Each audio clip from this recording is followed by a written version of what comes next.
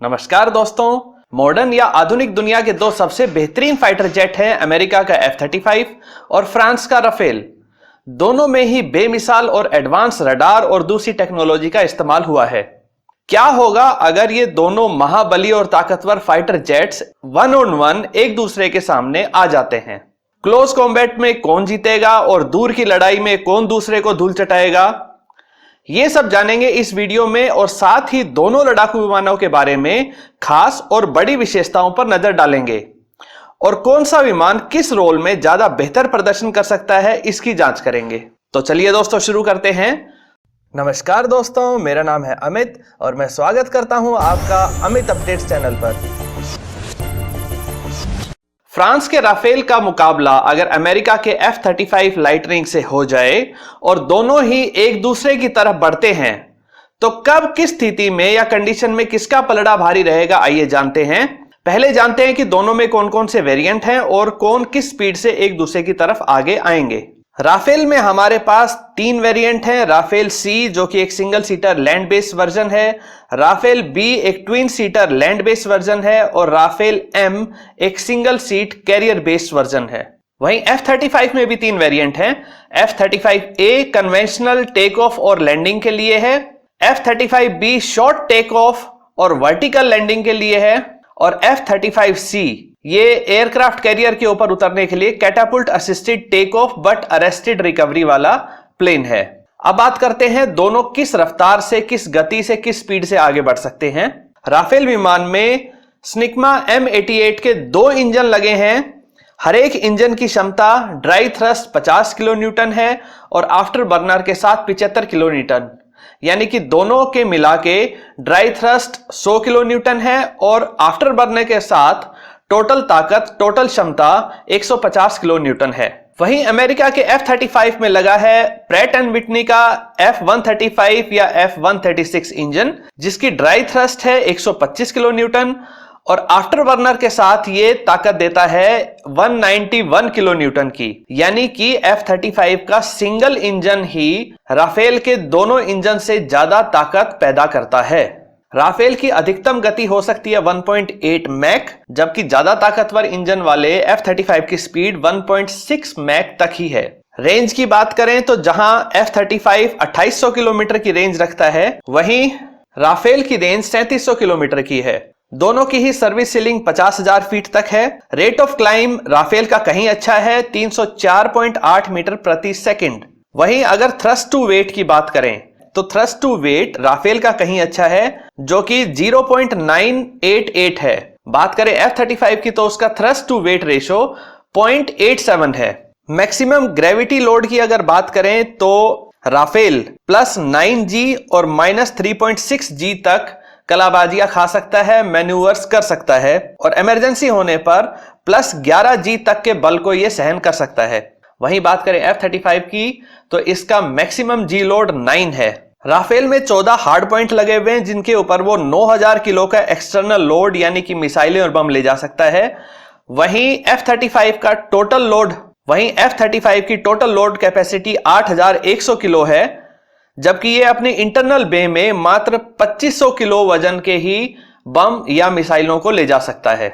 यहां एक खास बात आपको ध्यान रखनी चाहिए कि F-35 का ज्यादातर वजन उसका इंटरनल फ्यूल है, यानी कि जो वो ईंधन अपने साथ लेके उड़ता है, जिसका वजन है 8382 किलो और उसके बाद भी यह मात्र 2800 किलोमीटर की ही रेंज दे पाता है, क्योंकि इसकी विंग्स का साइज, इसकी पंखों का साइज छोटा है और इसको स्टेल्थ नेचर देने के लिए, इस कैरेक्टर को देने के लिए इसका डिजाइन ऐसा बना रखा है कि इसको हवा में ज्यादा उछाल नहीं मिलता है और इसके शक्तिशाली इंजन की ज्यादातर ताकत इसको हवा में बनाए रखने में ही खर्च होती है। तो दोस्तों ये था एक छोटा सा इंट्रोडक्शन दोनों प्लेन्स के बारे में। दोस्तों वैसे तो इन दोनों विमानों का कभी वास्तव में कभी मुकाबला नहीं हुआ है और दोनों ही अपने फील्ड के महारथी हैं, लेकिन यहां हम एक काल्पनिक स्थिति लेके चल रहे हैं जहां दोनों अपने बेहतरीन टेक्नोलॉजी का इस्तेमाल करके किस तरह से एक दूसरे को हरा सकते हैं। अगर ये दोनों विमान आगे बढ़ते हैं और एक दूसरे से मात्र 200 किलोमीटर की दूरी पर होते हैं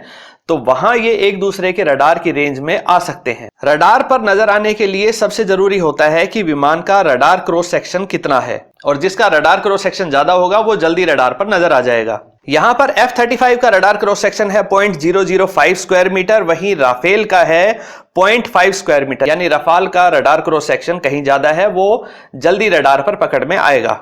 200 किलोमीटर की दूरी पर राफेल को F-35 नजर नहीं आएगा क्योंकि इसमें है स्टेल्थ।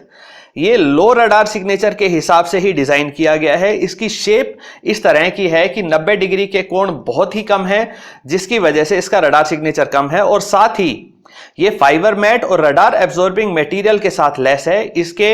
इस विमान के ऊपर एक खास तरह के पेंट की कोटिंग होती है जिसे रडार एब्जॉर्बिंग मटेरियल से बनाया जाता है, जो रडार की किरणों को सोख लेता है, वापस नहीं भेजता है। साथ में इसका रडार बैक फेसिंग किया जा सकता है, जिसकी वजह से इसकी रडार तरंगों को दूसरा विमान जल्दी से नहीं पकड़ सकता। तो 200 किलोमीटर की रेंज पर F-35 इस कंडीशन में होता है कि वो राफेल को देख सके, और खुद दिखाई नहीं देगा क्योंकि वो स्टेल्थ कैरेक्टर के साथ है। बात करते हैं राफेल की, तो राफेल भी सर्वाइवेबिलिटी के लिए बना है। यह पूरी तरह से स्टेल्थी तो नहीं है, लेकिन इसमें स्टेल्थ के कुछ फीचर्स जरूर हैं। इसका डिजाइन इस तरह का है कि इसका रडार क्रॉस सेक्शन भी काफी कम है, और साथ ही इसका इंफ्रारेड सिग्नेचर भी काफी कम है। इसको बनाने में कंपोजिट मटेरियल का काफी हद तक इस्तेमाल किया गया है, जो इसके रडार सिग्नेचर को और कम करता है। तो 200 किलोमीटर की रेंज पे F-35 राफेल को नहीं देख पाएगा, ना राफेल F-35 को देख सकता है। दोनों विमान अगर एक दूसरे की तरफ आगे बढ़ते हैं और मात्र 120 किलोमीटर की दूरी पर रह जाते हैं तो यहां पर F-35 राफेल को डिटेक्ट कर लेगा, राफेल को अपने रडार पर देख सकेगा। अमेरिका के F-35 में हेलमेट माउंटेड डिस्प्ले दिया गया है, और इसके हेलमेट माउंटेड डिस्प्ले की खास बात यह है कि यह विमान के आर पार देख सकता है, यानी कि पायलट जिस तरफ भी नजर घुमाएगा तो विमान का कोई भी उपकरण उसकी नजरों को या उसके विजन को रोकेगा नहीं, और वो विमान के आर पार देख सकता है। वहीं 120 किलोमीटर पे अगर राफेल की बात करें तो राफेल में भी वैसे तो डायरेक्ट वॉइस इनपुट है, उसमें RBE2AA active electronically scanned array है, जिसकी रेंज वैसे तो 200 प्लस किलोमीटर है, और यह ड्यूल टारगेट स्कैनिंग रेंज के साथ भी है।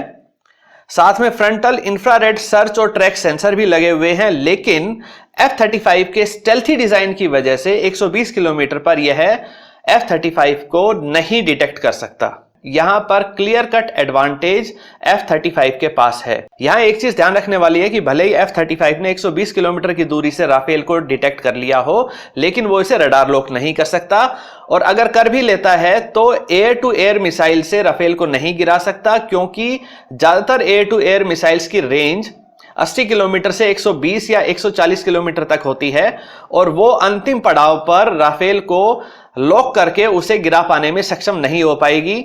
यहां एक चीज और ध्यान रखने वाली है कि अमेरिका की एयर टू एयर मिसाइलें जो हैं, खासतौर पे AIM-120 मिसाइल, वो बहुत ज्यादा कारगर नहीं है, उनका ट्रैक रिकॉर्ड बहुत ज्यादा अच्छा नहीं है। अगर अभी हाल फिलहाल की घटनाएं अगर आपको याद हो तो पाकिस्तान के F-16 ने लगभग 4 air to air AIM-120 missile Bharat के सुखोई विमान की तरफ दागी थी, जो कि लगभग 50 किलोमीटर दूर था, और ये चारों मिसाइलें भी सुखोई को नहीं गिरा पाई। सुखोई ने उनको आउट मैन्यूवर कर दिया और अपने जैमिंग सिस्टम से उनके नेविगेशन को बंद कर दिया, जिससे वो मिसाइलें अपना रास्ता भटककर जमीन पर गिर गई। तो इस दूरी पर एडवांटेज जरूर F-35 के पास है, लेकिन एडवांटेज का फायदा वो नहीं ले सकता।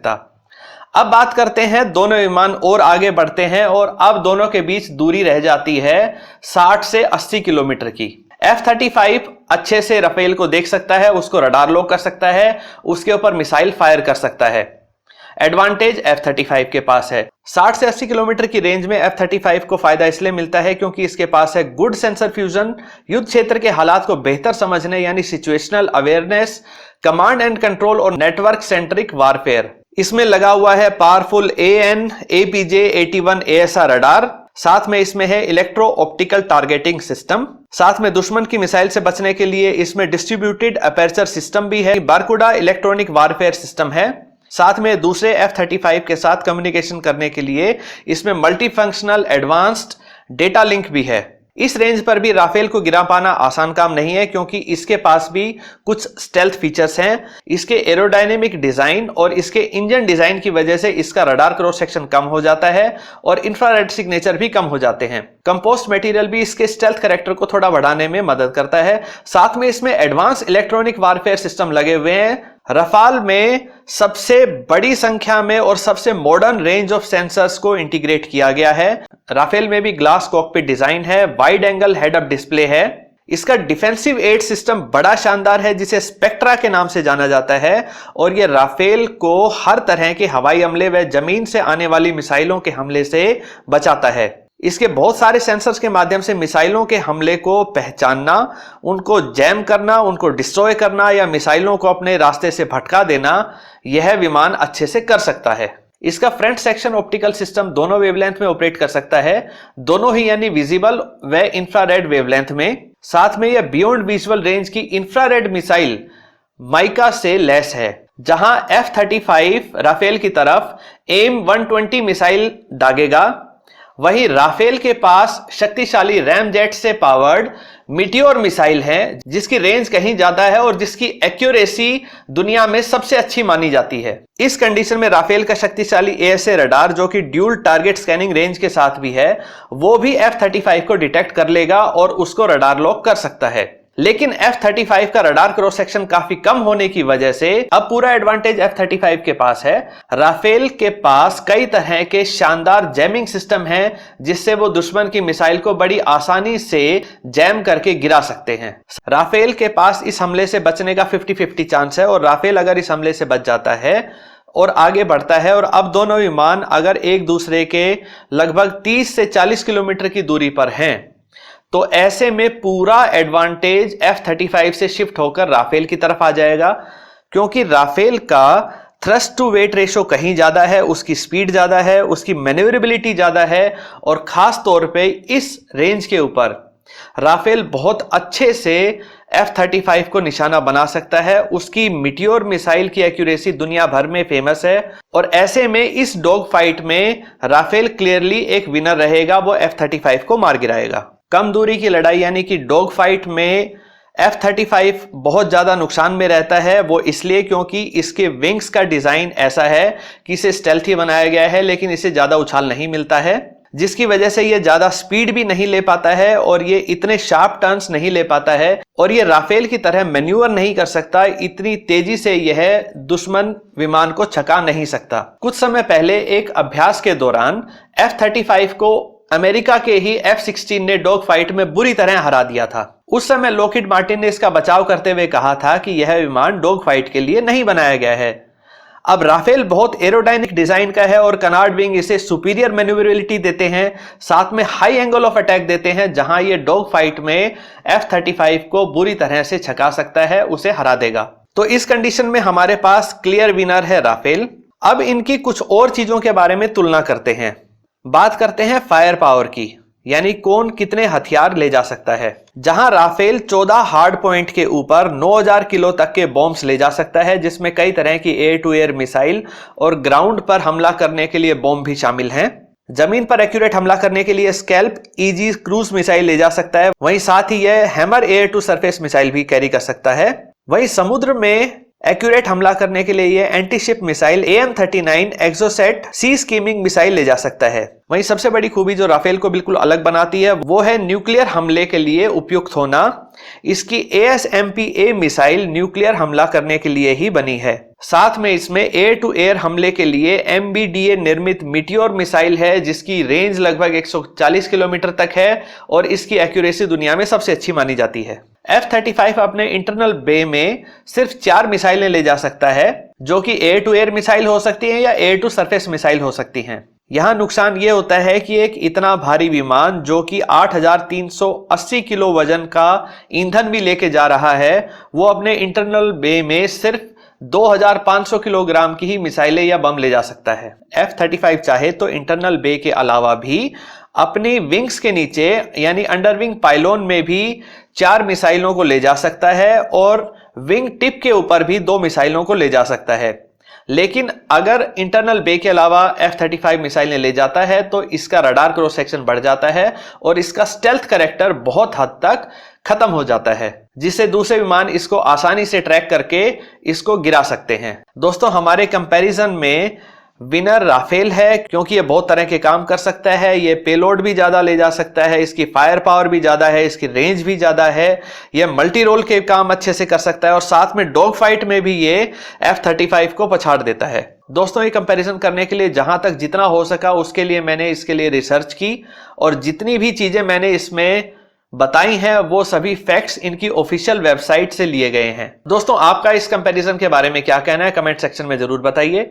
अगर आपको ये वीडियो पसंद आती है तो वीडियो को लाइक करिए, दोस्तों के साथ शेयर करिए और चैनल को सब्सक्राइब करना ना भूलें। नमस्कार।